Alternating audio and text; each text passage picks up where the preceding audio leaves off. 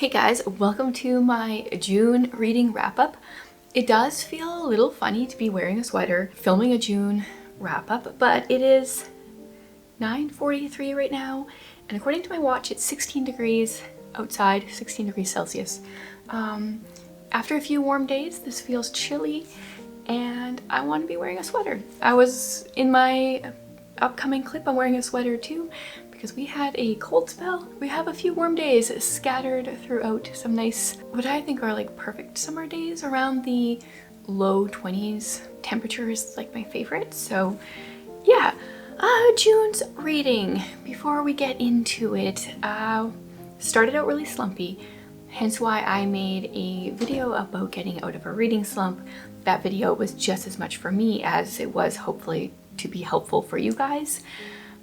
But it took a while, but I got out of it. By the end of the month, I felt like I was out of my reading slump, like the last few days.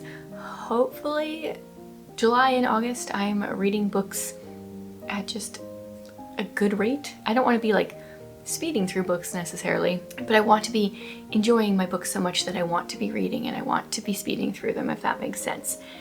Not that speed is what is of vital importance. So I only filmed the one clip throughout the month because my reading was just kind of so sad, and then I will pop in at the end and share the rest of my reads for June. Okay, welcome to update number 1. I'm hoping at the beginning of this video, the previous clip, I said something about how the month started out rough for reading but got better, because this has been weird.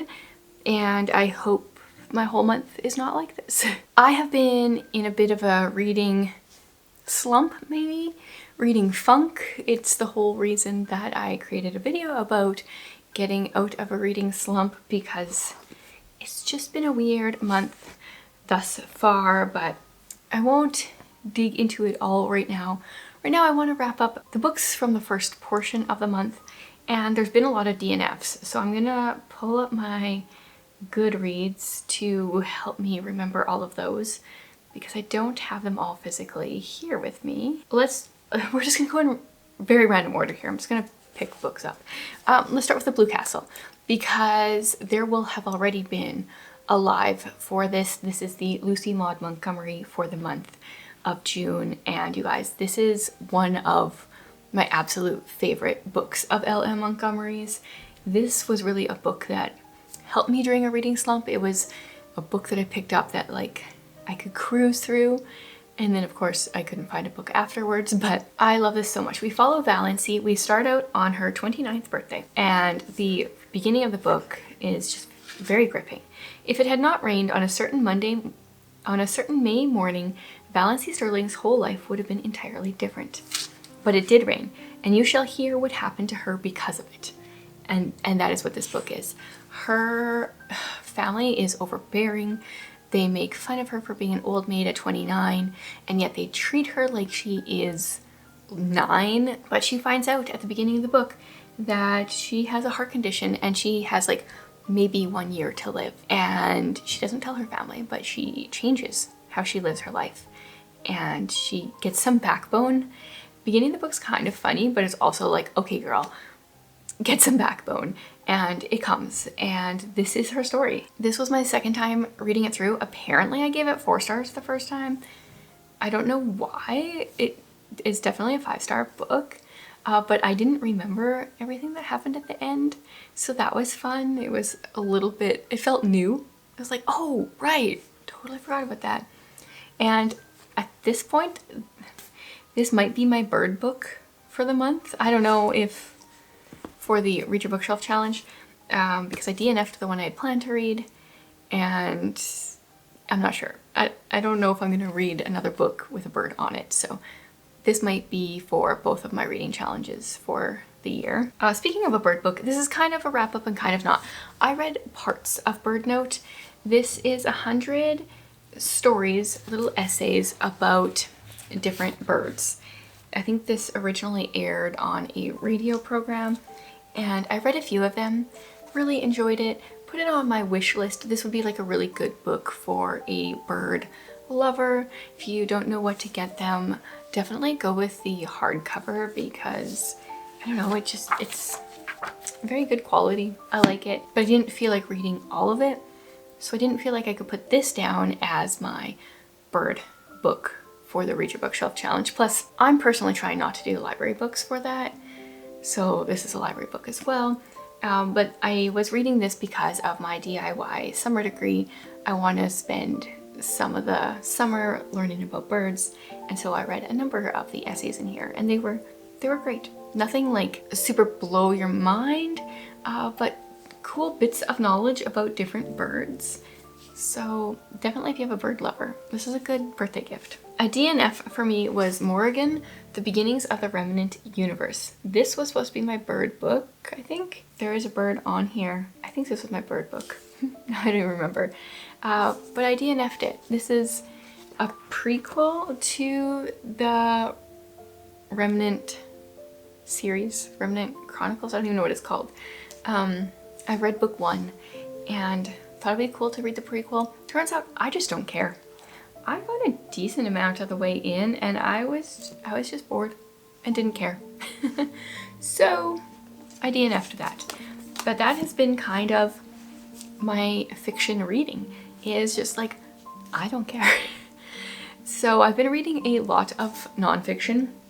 At this point, I think I have 6 or 7 nonfiction books on the go, and most of them are the kind where you kind of only read a chapter a day and then you like mull over it for the rest of the day. So that's why I have so many on the go. But I would really like to find another fiction book that I could just binge. I did love Habits of a Household by Justin Whitmell early. I read a library book and then went and purchased it because I thought it was really good. I shared about this in a video over on my vlog channel a little bit because I was reading it in one of them and there's a few sections that were really impactful. So the subtitle is Practicing the Story of God in Everyday Family Rhythms. And so we go over the different points in the day: waking, meal times, discipline, screen time, family devotions, marriage, work, play, conversation, and bedtime. And as with like all nonfiction in this vein, certain chapters were more applicable for this season in my life.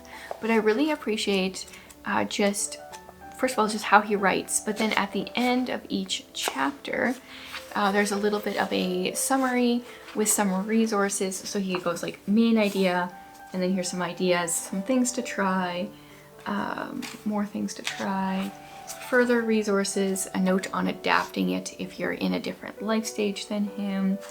And there's a lot of good books recommended in the resources, some of which I've read, some of which I haven't. And some of the chapters felt convicting, like, oh, okay, this is a habit I should form. And some of them were encouraging and uplifting to me to realize, oh, I used to do this like negative habit or thing, and now I do this positive habit that he talks about. And so that it was good, like both kinds of chapters were good. It was good to have that conviction as well as the encouragement. For me, yeah, the discipline chapter was the most encouraging, and the screen time chapter was kind of funny because my 12-year-old bought a Switch 2 the day after I read that chapter. So it's like, well, this is not a time to implement any kind of screen time restrictions. Conversation, I feel like we have really good communication in our house. I'm very much an over communicator, and therefore everyone else in my house has been too. I think bedtime was a really good one. He talks about bedtime blessings that he prays for his kids. I really liked that. I would definitely recommend this book. I read Made for People earlier a couple months ago, and then I'm currently reading The Common Rule, so I'll probably be wrapping that up later this month as well. And he has a book coming out in the fall, which I've looked up multiple times and forget what it was about now, but hopefully I can read that one as well. Oh, I think this was actually the first book that I finished. I read a good portion of it, or no, I think I read a little bit of it in May, and then finished it in June. All Along You Were Blooming by Morrighan Harper Nichols. This is a beautiful collection of poetry with her like art in the background. This particular collection of hers is similar, quite similar to the collection of poetry I hope to release in the next year. I know I need to get better at sharing my poetry, and I actually just this last week took a writing workshop by Morrighan Harper Nichols, which I talked about over in a video over on my blog channel as well. Yeah, her poems are just very, they've got a little bit of nature, they're very encouraging, and I want to reread. I have another collection of hers, which I can't think of the title at the moment, but I really enjoy her work. Oh, an audiobook that I listened to is the Carnivorous Carnival. This is book 9 in a series of unfortunate events, and now there's all the audiobooks for the series were pretty much available from my library, and now there's a multi-month wait for the next one, so I might read that one physically or just take a break and wait for the audio to come in. So we're following these 3 orphans, the Baudelaire orphans, and they are trying to get away from this guy called Count Olaf. This time it takes them to a carnival that becomes carnivorous. It is such an, I don't know, kind of outrageous series. In this story, they disguise themselves as the 2 older kids are a 2-headed person, and the baby is a wolf baby. Not very believable, but it works for the series, and that is like, if someone were to describe that to me, I would be like, yeah, that series isn't for me. But I really like the narration style, so yeah, I will keep going with this, possibly in a few months when that audiobook comes in. I have a potentially controversial one, a DNF. I DNF'd When the Day Comes by Gabrielle Meyer. This might be a soft DNF. This is the book that my kindred spirit of the month chose for me, and her and I both weren't really getting into it, which made me feel better.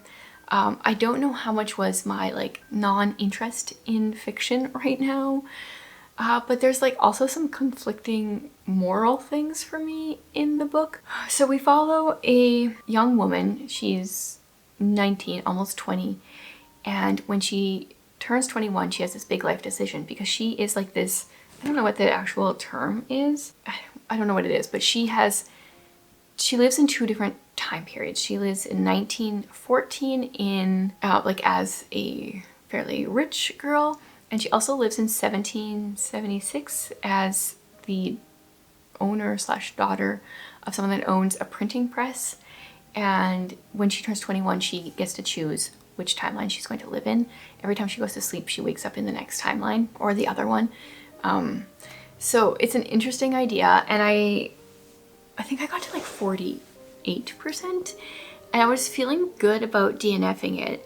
And then I just watched Amy's May reading wrap up. It's actually quite funny how many books we read the same month, or like at around the same time, that are the same book. But she made me realize, and this was news to me, that the rest of the series follows different people. I thought we would be following the same girl through the whole series, and so that might change things for me. So yeah, maybe by the end of this video I will have finished the book and we'll wrap it up. Right now I'm not sure what I'm going to do. Okay, I think that's all for this wrap up, this portion.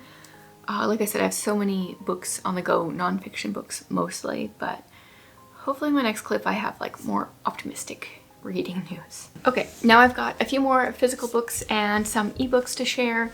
We will go in no particular order. We will just do what I did before and pull books off of the stack. I finished Mrs. Pollifax and the Second Thief.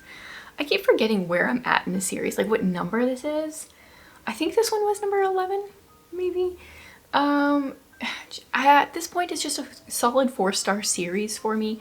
I think the first few books maybe were 5-star worthy. Now they're kind of all similar, so they haven't gotten 5 stars from me, but they're still so fun. So Mrs. Pollifax becomes a CIA I always forget what her like title is. A handler? I don't know if that's really it. In her 60s in the first book. And now we are years later. This book was published in 93 and I think they started in the 70s. And in this book she goes to, where did we go? Sicily. Yes, we went to Sicily. And there is a character from a couple of the previous books that's in here. I do like that. I would highly recommend reading this series in order. Sometimes there are some like laugh out loud moments. One of the differences with this book as opposed to the previous ones that I can remember is the person that she meets up with when she gets to the country is actually a young woman. She's always working with men, which makes sense, but this was just kind of a different change. I liked that. Still highly recommend this series. I really enjoy my time reading it. I cruise through these so quickly. They're just under 200 pages in this mass market edition, so definitely recommend it. Please don't let the covers scare you. I do like the new covers better than these old ones, but I find them at thrift stores and stuff, so I get whatever I can get my hands on. And then I finally read The Blackbird Girls. I think this was on my spring TBR, and it's been on a bunch of monthly TBRs, and I finally got to it. So what I didn't realize is, oh, I did know that it's about Chernobyl and the reactor that blew up or whatever it did. I knew we were following two girls. They are 11, I think, and they're kind of enemies. One is a Jewish girl and one is just a Ukrainian girl who has been taught that Jews are liars and thieves. But what I didn't realize is that there is also a perspective from the 40s. So the reactor, that all happened in 1986. And I had to keep reminding myself, oh yeah, like this is more recent than I remember. But there's one perspective from 1941, so World War II. We have a Jewish girl that is fleeing Ukraine because she was a Jewish girl. It was different than I was expecting. I didn't really know anything about this whole event, but one of the things that surprised me, I guess, is I didn't think about that this was when there was like communism going on in the Soviet Union. So they tried to keep this a secret for a few days, and then I think it was in Switzerland they were getting really high nuclear readings, and they checked their plant and realized it wasn't theirs, and that's how they figured out what was going on. And like the denial of the government, and how like many people died and stuff because of how they didn't tell the people what was going on. It was really well done. Highly recommend it. Very good for the history element, really good friendship that is formed, really good at showing empathy, to like people learning empathy for others, I feel like, in this one. If you're looking for a good middle grade or historical fiction, highly recommend it. If you guys have other books about this event that you would recommend, please let me know, because I've, to my knowledge, never come across another one, and it's something I'd like to read more about now, especially since it's more recent history and something I know nothing about, which I feel like we should know more about stuff that's a little bit more recent. So there was that one. Then I flew through Cape Refuge by Terry Blackstock, because out of all the perspectives we were getting here, I really only liked one of them. This is about there's this older couple that live, is a town called Cape Refuge? The island is Cape Refuge. There's this older couple, they have like a halfway house for different people that are struggling, they're homeless, they're ex-convicts, etc. They end up murdered right away at the beginning of the book, and their son-in-law is arrested and accused of their murder because it's his spear gun that was used in the murder. So we follow this couple's two daughters, we follow the detective, and we follow this young teen girl who shows up at Cape Refuge, homeless, and she's got some other stuff going on in her life, and it was her story that I was the most invested in. I didn't really care about the two sisters who had just lost their parents, and there's like some background stuff going on there too. One of the sisters was burnt in a fire as a child, and there's some like suspicious stuff going on there that she's trying to figure out in the book as well. Like there's some good elements. I just thought it was kind of boring. I definitely feel like Terry Blackstock's older stuff like this isn't as engaging as some of her newer books. Her If I Run series is still by far my favorite of hers, but I still keep trying them. I do not think I will continue the series. I don't know who we would be following. The next one's called Southern Storm. Yeah, other than the one character which we might follow, I didn't really feel like anyone was worth continuing learning about. I also read The Purpose of Man by A.W. Tozer. So I have this bind up that has The Pursuit of God, The Purpose of Man, and The Crucified Life. So I now have The Crucified Life left. And The Purpose of Man is a call to worship as God reprioritizes your life and fills your soul. I have not quite figured out like when this book was written, because there's one from 2019, but A.W. Tozer died in 1963. So I am still kind of confused. Are these like sermon collections? Like where is this coming from? But his writing is very well done. It feels very modern. I think bits of it were written, well, The Pursuit of God was written in the 40s. And I think bits of this one was written in the 50s maybe, but it feels very modern. He talks about how our whole purpose, the purpose of man, is to worship, and he talks about like improper ways of worship and religion versus worship, and I found it really good. I still preferred The Pursuit of God, but I'm glad I read The Purpose of Man, and then hopefully in the next few months here I will read The Crucified Life. I finally started a middle grade series that I've been meaning to start. I read City Spies. This is the first book in the City Spies series, and this is by James Ponti. We start out with this girl who is going to juvie or something like that because she is a hacker and she hacked into some government stuff. She tried to expose her foster parents as cheats and lawbreakers, but instead she got banned from using computers and is facing time in juvie. But then this guy shows up, says he's her new lawyer. He goes by the name Mother, and he's a British spy who gets her released, and they go to Scotland, where there's a secret team of MI6 agents, and in the back you get to know the agents. They each go by the name of the city that they're from. So we've got Brooklyn, Paris, Sydney, Cat, and Rio. And there's some kind of thing going on that they need kids to be like secret agents for.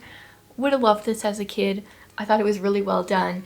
I don't know if I'd care to continue the series, maybe at some point, but it's not going to be a priority for me. But I could see that I would have loved this as a kid. Oh, I forgot to wrap up one book in May. No, I didn't actually forget to wrap it up. I read it on the last day of May and I'd already filmed my May wrap up. And then I forgot to film it in my other clip. But it's called In Vital Harmony. It's by Karen Glass. This is a homeschool book that I was reading for a homeschool book club, and I found it really boring. It's a Charlotte Mason type book, and it was kind of summarizing some of her ideas.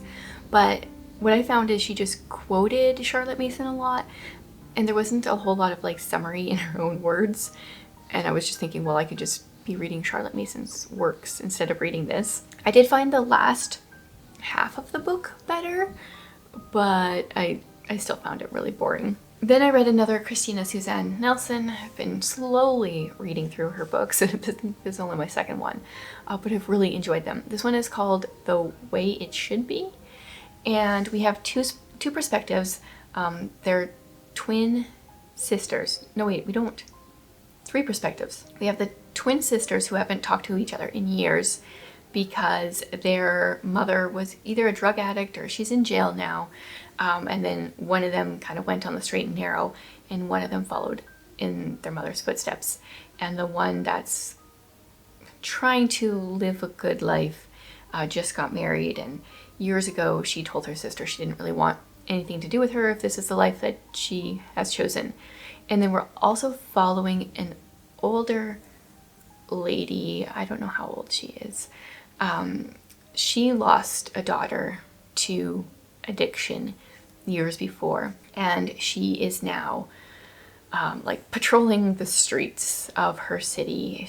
She helps some ladies out. She brings food, and right at the beginning of the book she gets connected with the twin sister that is an addict and tries to help her out. And the addict sister, her kids end up in foster care, and her sister, who has only been married for a month, ends up taking them in. She hadn't even known that she had a niece and nephew until she got the call from social services. And as someone that is a foster parent, been part of the system for almost 6 years, this fall will be 6 years. I said this on my Patreon book club. I felt like PTSD while reading this book, except whatever it's called when you're still going through it. It's not like post-traumatic, because it's like current traumatic stress disorder. The book is very real, which is hard. It's also, I'm assuming, accurate to the place where it's written. I believe Christina Suzanne Nelson has some kind of connection to the foster care system where she lives. I don't know if she's fostered or adopted, or if she's just like helps in some way, but I believe that she has accurate information. And if so, it just made me so mad, because our foster care system here, the kids that we have in our care, we've had for over 5 years on and off. And as of right now, they're still on a 2-month short-term court order that keeps getting renewed. Like long-term care is just very hard to get to that point. And that's not exactly how it works in this book. And so that's great for the book, but it made me very more frustrated with my current life circumstances than I already feel on the everyday. But it was very well written. I think it was very accurate. There's the first few nights with foster kids, I'm like, oh no, this is PTSD.